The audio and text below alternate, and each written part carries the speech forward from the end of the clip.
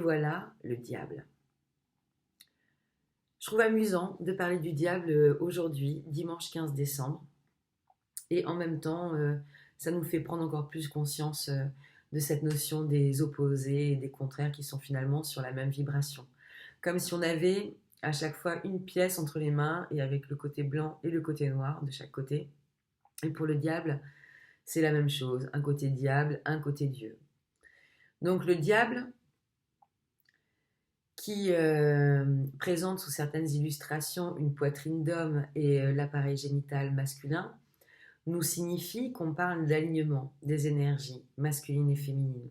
Ce personnage qui se tient tout droit sur l'arcane, qui est ce qu'on appelle un satyre, avec des ailes de chauve-souris, des doigts crochus, enfin voilà, a l'air de se placer sur domination des deux petits diablotins qui sont de chaque côté.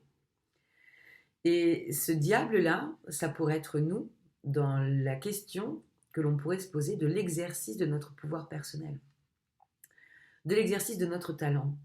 Hier, la tempérance nous a appris, nous demandé, nous susurré à l'oreille de savoir exercer une forme de sobriété. Une sobriété à l'intérieur de nous et puis une sobriété aussi que l'on va diffuser à l'extérieur de nous. Et le diable vient presque renforcer, quelque part, cette idée de la sobriété en nous demandant, mais finalement, qu'est-ce que tu fais de ton pouvoir personnel, toi ?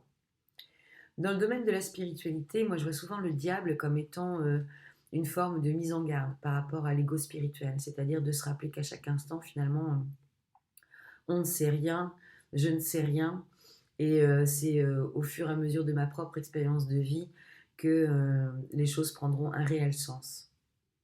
Et pas uniquement sur des idées théoriques ou des exercices théoriques que l'on peut faire, même s'ils ont leur sens et leur intérêt évidemment. Le diable, c'est à partir du moment où tu commences à être en possession de ton pouvoir personnel, du pouvoir de ta vie, ou si tu exerces tout simplement une zone de pouvoir, c'est qu'en fais-tu ? Si tu as le pouvoir de l'argent, que fais-tu de l'argent ? Ça te sert à quoi ? Si tu as du pouvoir sur les gens parce que tu es dans un métier où tu vas te retrouver en position de management, quelle que soit ton échelle, que fais-tu de ton pouvoir personnel ? Est-ce que tu essaies de soumettre l'autre à tes idées, à tes points de vue, à tes actions ? Et ça, dans l'idée de l'ego spirituel, c'est aussi exactement la même chose. Ou est-ce qu'au contraire, tu vas laisser, comme le fait le diable ici, la corde suffisamment lâche autour des deux personnages pour qu'ils puissent aussi exercer leur libre arbitre. Le diable a conscience que si l'un des deux diablotins décide de s'éloigner un petit peu vite, le ballon sur lequel il est posé va rouler et le diable va tomber. Ça nous parle d'audace aussi, ça nous parle d'audace et de ce que nous nous sentons capables de faire.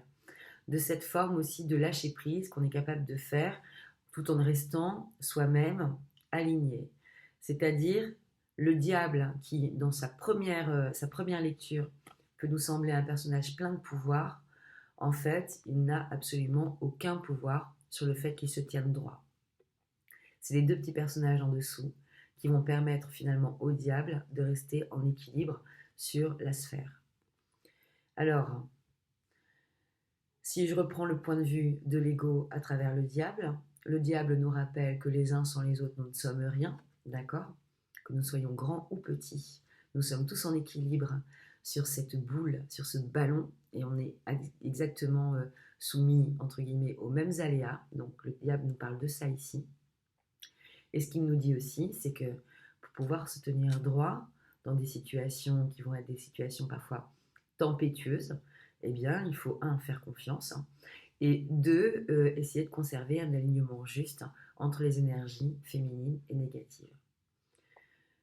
On est d'accord que les deux petits personnages peuvent aussi bien agir, alors il y a plus un personnage féminin et un personnage masculin, comme électron libre et fer cavalier seul, et partir d'un côté ou de l'autre.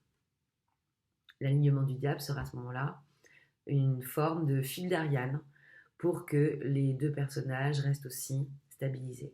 Mais il n'y a pas d'équilibre ok à partir du moment où le diable qui est en nous, qui va être cet arbitrage des forces, notamment aussi des forces chtoniennes dans la carte du diable, tant qu'on n'a pas cet arbitrage, ce libre arbitre de tous ces éléments, nos dark side, comme nos côtés très éclairés, très lumineux que nous avons tous en nous, eh bien, il est un petit peu compliqué d'aller alchimiser finalement les deux énergies masculines et féminines.